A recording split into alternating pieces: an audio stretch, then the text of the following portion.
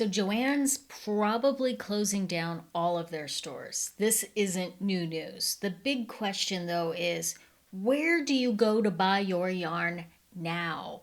And that's what I'm going to talk about today. I'm going to give you some online options. I'm going to give you some local options if that's a possibility. And I'm going to discuss with you how to figure out how to work around this new limitation that is Joann's closing down. So let's dive right in.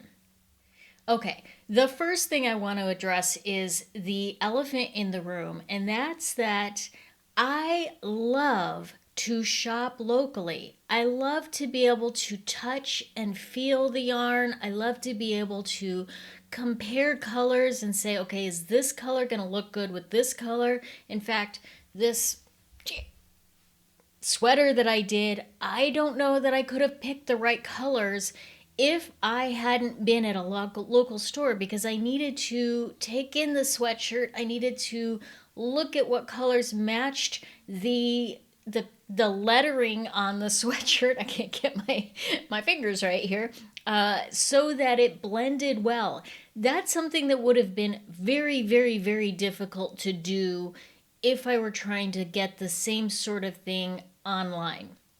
And I totally understand that that is going to be a huge limitation. But let's talk about some options here. First of all, I live in a big city. I live in Phoenix, Arizona. So for me, I still have, there's going to be one Joann's still open. Granted, that's going to be a 45-ish minute drive from where I live.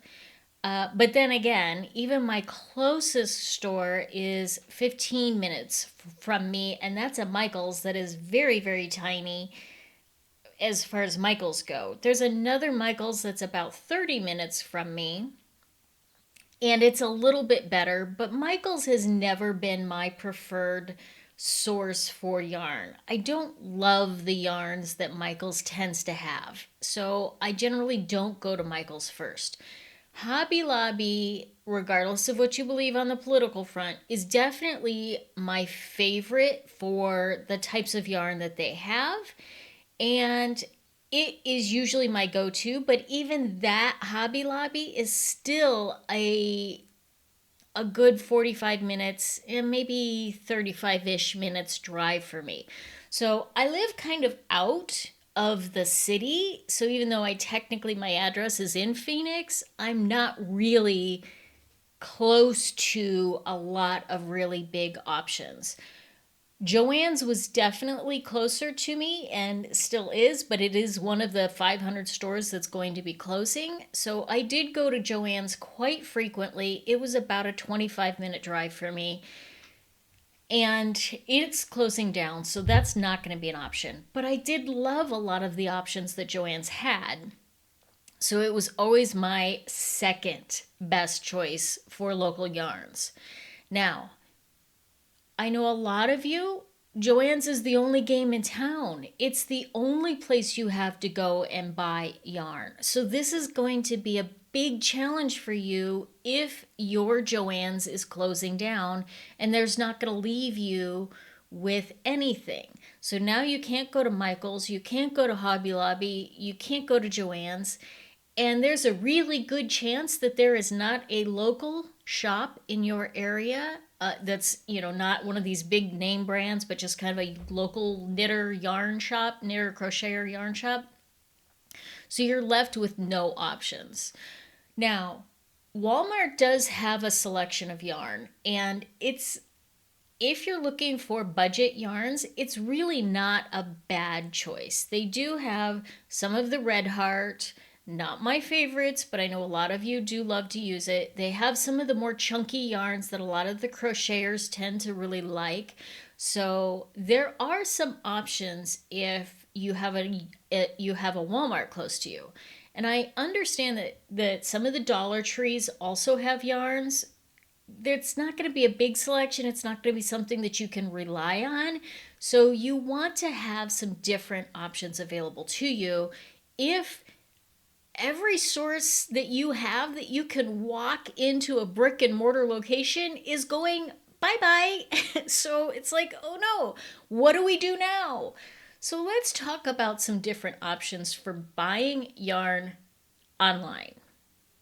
Okay, I hear you. I get it. Buying yarn online is hard. It's not easy. I totally understand this because I was 100% with you for a very long time, and there are still things that I prefer to physically go into a store.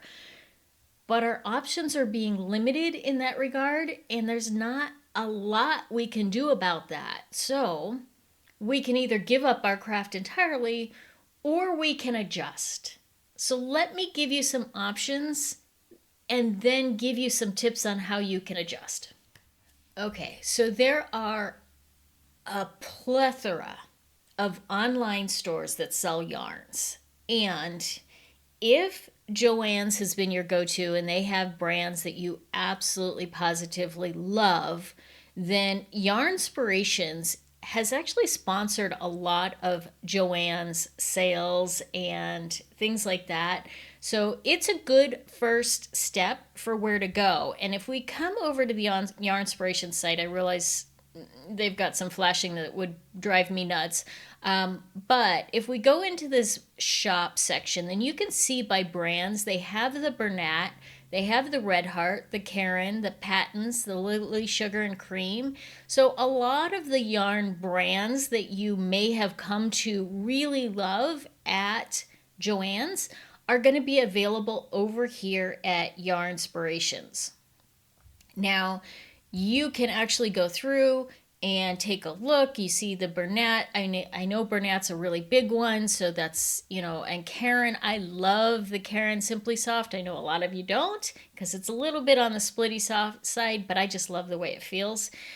So Karen is definitely one of my favorites, and you can kind of browse through here and see a lot of those options. So this is definitely a really good choice. Now, if you tend to really love the Lion brand, Lion brand has their own website, which is really great news because you can find anything and everything Lion brand on their own website and really kind of experiment or find those ones that you are the trieds and trues and go directly to their site to get those ones that you love.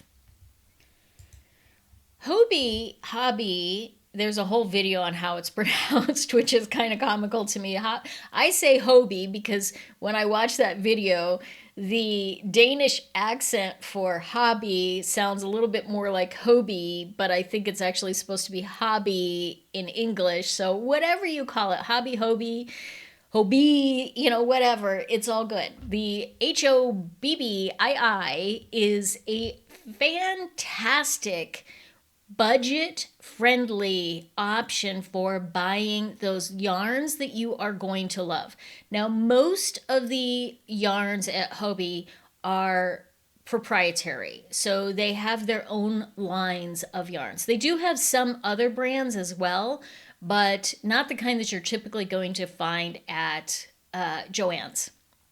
However, their yarns are, while they're proprietary, they're very, very comparable to the Big Twists and the other yarns from Joann's that you've actually come to rely on quite a bit. So this might be a fabulous alternative for you. And I actually have a video that I'll post in the description about my first yarn haul with Hobbii and what that experience was like. The yarn comes fast, like sometimes faster than even US-based yarn suppliers. So I think it's a fabulous, fabulous option for really maybe shifting the yarn brands that you love to something that is different but very, very comparable. So I think you would really end up liking Hobbii quite a bit.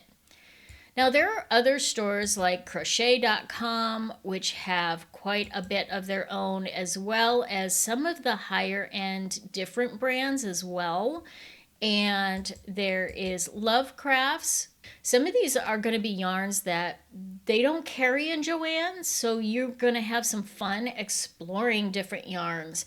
But they do have the chenilles, they do have some of the macrames, and some of the things that you have come to really rely on, uh, just in a different brand.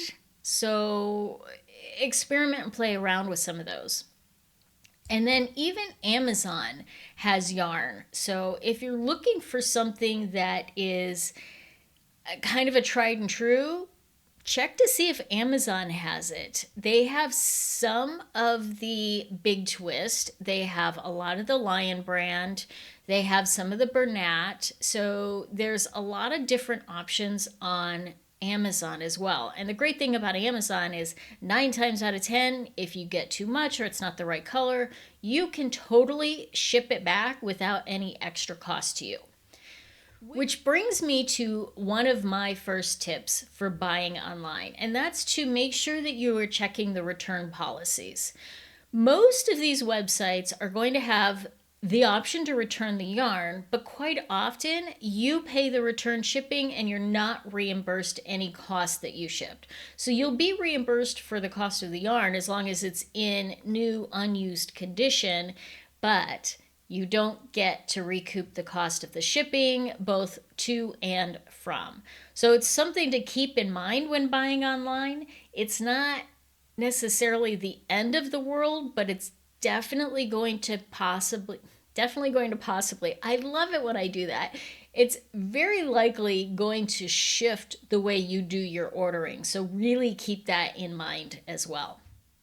Now let's talk Big Twist a little bit, because I know that is a brand that has been exclusive to Joann Fabrics, and it is one of the favorite preferred reasons that people shop at Joann's. So what's going to happen to the Big Twist line if Joann's goes out of business? First of all, my sense is that at least for a while, Joann's is not going to go out of business. They're just going to go to an online presence. So while there may not be a store close to you, you'll still be able to shop at Joann's online. I can't guarantee how long that's going to exist. It may be just a restructuring. From what I'm hearing, they are going to part out Joann's and it's not going to exist forever. So when that happens, my guess, and I'm just sort of hypothesizing here, is that Big Twist is going to revert back to the original owners and they're still going to do something with it. I think that Big Twist is still going to exist, whether they start their own shop online or they connect with a Michaels or a Hobby Lobby to sell their yarn, or even Walmart, something like that. I think somebody is going to pick up the Big Twist line. So I really don't think this is going to be the end of Big Twist, even if it's the end of Joann Fabrics. So that's my guess. That's my hypothesis. Take that for what it is. If you rely on Big Twist, I would start exploring other yarns just in case. I know the big thing about Big Twist is, at least for me, when I go to a Joann's, the Big Twist just kind of calls my name. I don't like the value, but I love some of their fancier yarns. They're just so eye-catching. It's like eye candy for me, and I just see it and I'm like, oh, what can I make with this? And I have to kind of put the reins on and say, no, I don't have something to work on with that right now, so I'm not going to buy it. But it is definitely that appeal, because it's like a kid in a candy store with that. So the value yarn is still available on Amazon. Some of the fancier yarns are not. I don't think they're going away entirely, but be prepared just in case they are. Now, if you have a particular Big Twist that you are in love with, you certainly can use the Yarn Sub website to see if there is a comparable yarn to that. Now, I looked up earlier the Big Twist Vortex just to see what would come up. And when I looked that up, it does give me some options. Not a lot. Another Big Twist yarn, which doesn't actually help me a whole lot in this case, But I also have, some Color Rush Chunky. So there are some alternatives.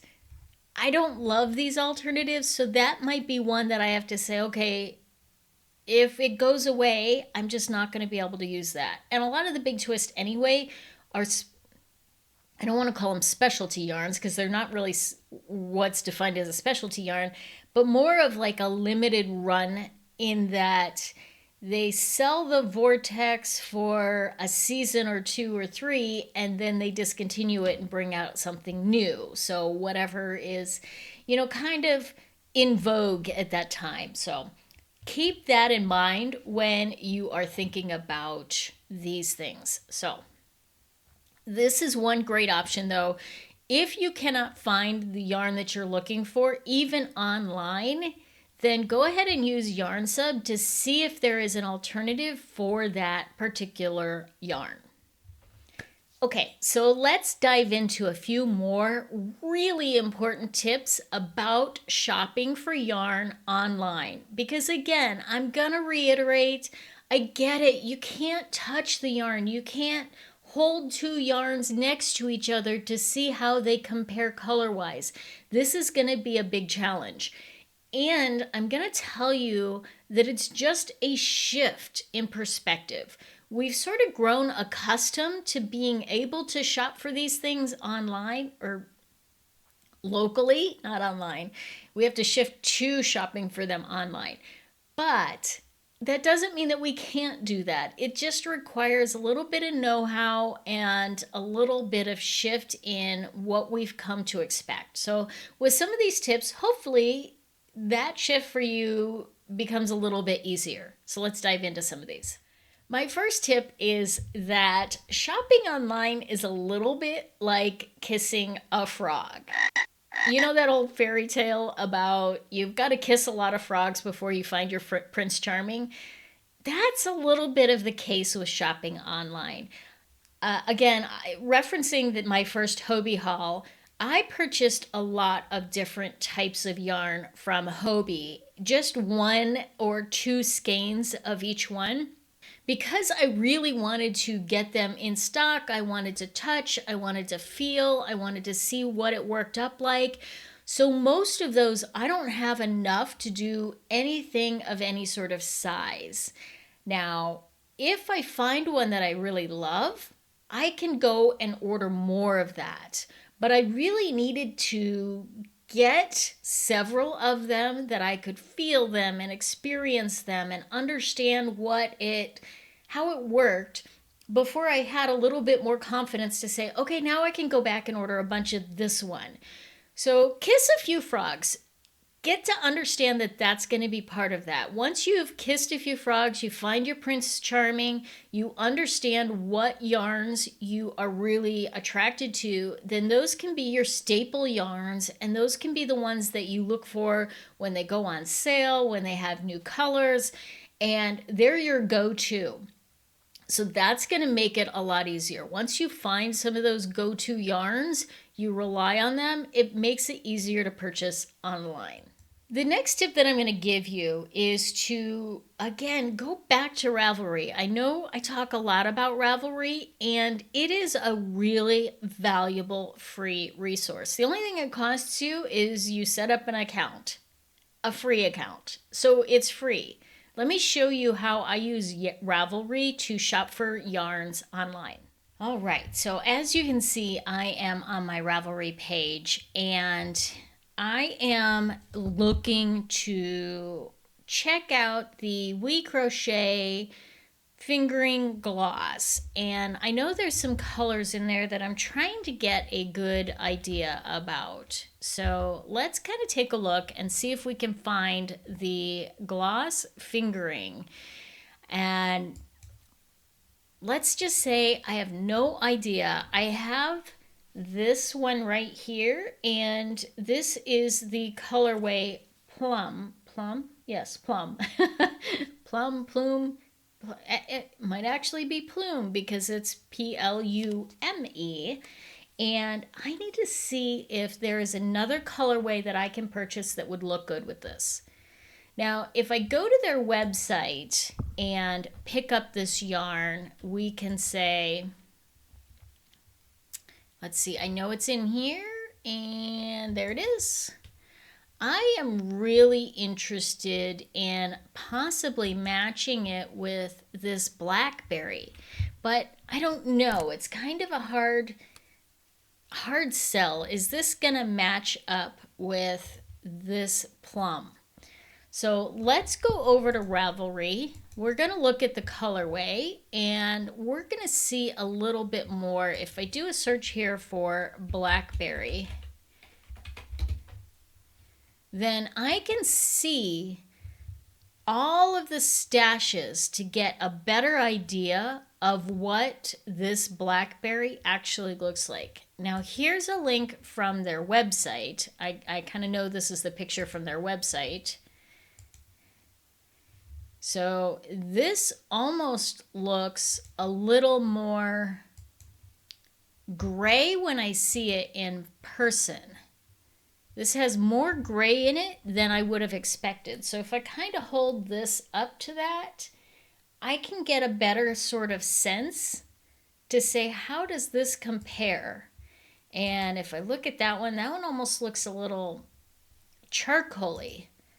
So this is a great way to have a better gauge of what those colors might look like in real life, because sometimes it's just super hard to understand how a color looks based on theoretically, the website is trying their best to give you an accurate representation, but it's kind of a hard call. Now, this is not nearly as dark as I expected it to be, but because I have a gray that I was thinking about doing, like a gray and then this plume and then the blackberry, I might just switch it and do the gray and then the blackberry and then this plume. And that I think would actually look really good together. So it might actually be a better color choice than I had originally thought. Now here we've got it a little darker, but it's hard to tell because the lighting. So it just gives us a little bit more sense of what it looks like. Now, the other thing that you can do besides looking at the colorways on Ravelry is you can also get some sense of what people think of this yarn, because on Ravelry there's a section that has comments, and if you go into those comments you can see what other people are saying about that yarn.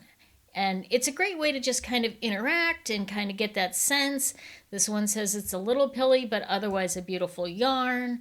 I had a really bad experience with it, which is too bad because I expected to love it. They say that there's a lot of pilling with it. So if you start to kind of read through, you get that sense overall of whether people love it or hate it or they're just indifferent about it. And then you can make a decision. If you're one that you have one of those yarn shavers and you don't mind because you're hand washing it or whatever the case, maybe the pilling is not an issue for you for whatever project you're going to do. And so it's totally okay. But maybe you're that kind of person that you're like, oh my gosh, I totally hate yarn that pills. Ugh. Then you might say, you know what? It's not worth it to me to buy this yarn. I just don't even want to take that chance. So that is a really fabulous way that you can use these comments on Ravelry. In addition, there are groups all over Facebook, there are groups on Reddit, there's groups on Ravelry, all over the place online, where you can have a conversation about yarns and you can discuss the quality of the yarn. Obviously, you're going to get widely varying opinions, which is a good thing because then you can read through those opinions and make the choices based on what matters to you. Because what matters to you is going to be totally different than what matters to me. The online groups can also help you with colors. So you can say, I have this yarn and this other yarn, and I'm looking for a complementary color. Have any of you worked with this type of yarn? And send a picture so you can kind of say, hey, this is the color that I have, or the colors, and I want one more color to add to it. What color would you suggest? Because a lot of users online may have already had the yarns that you're looking at, or they already have them in their stash, and they can say, you know what, that color is not going to work with that one. So take advantage of those online groups and really kind of explore what they have to share with you as well. And while we're at it, here's one more tip for sort of gauging color. No, I'm going to give you two more tips. I'm going to give you a bonus tip. One way that you can gauge color is to make sure that you're checking things on different monitors. So you might look on a desktop and a tablet and a phone, or two different types of desktops.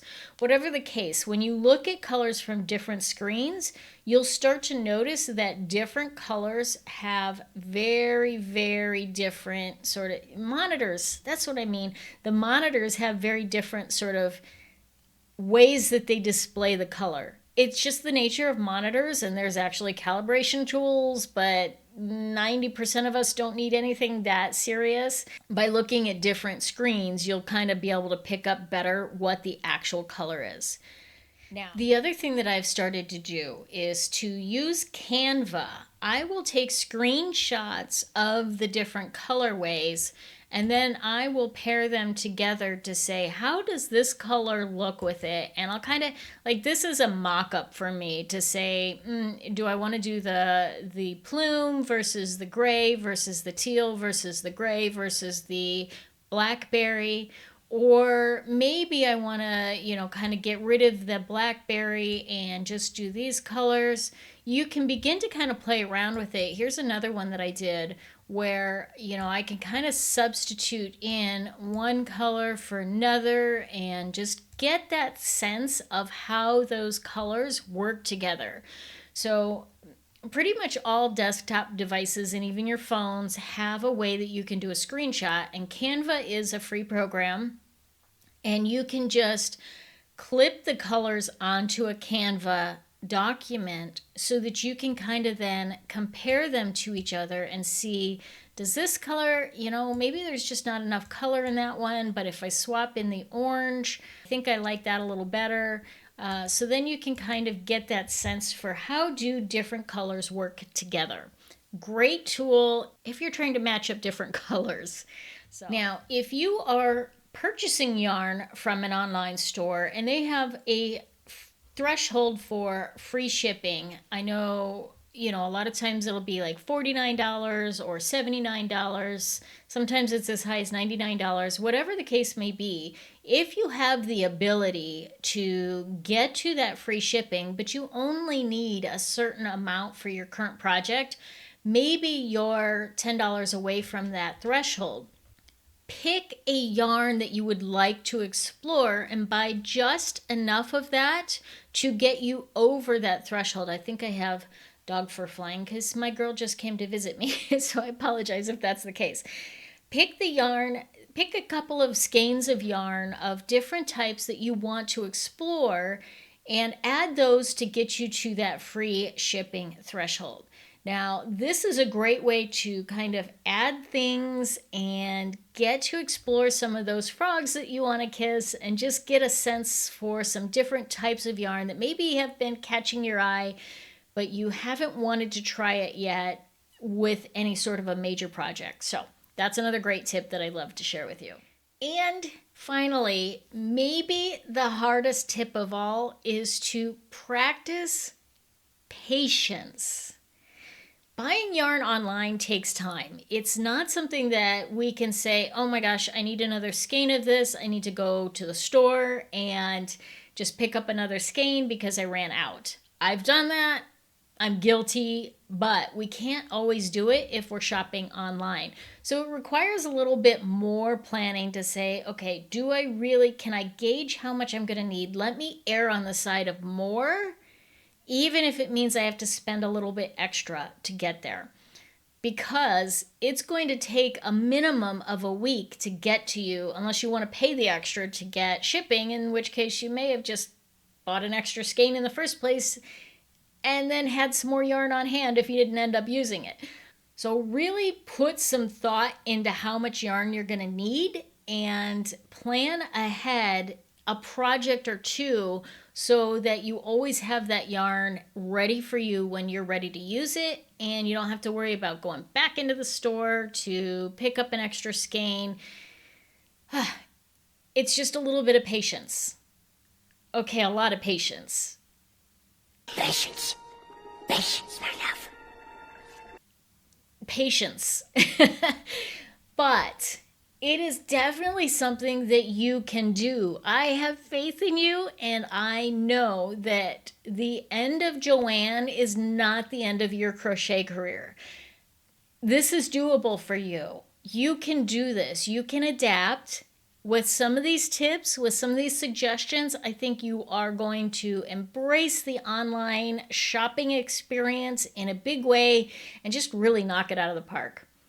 If you have some other tips on favorite online stores or how to buy yarn online without kind of getting hit with the bad eggs or any of those things, share those with the comments below. I'd love to open up the discussion around how to shift to buying online yarn, where to shop locally, all of those kind of good things. So yeah, let's continue the conversation below. Thanks so much.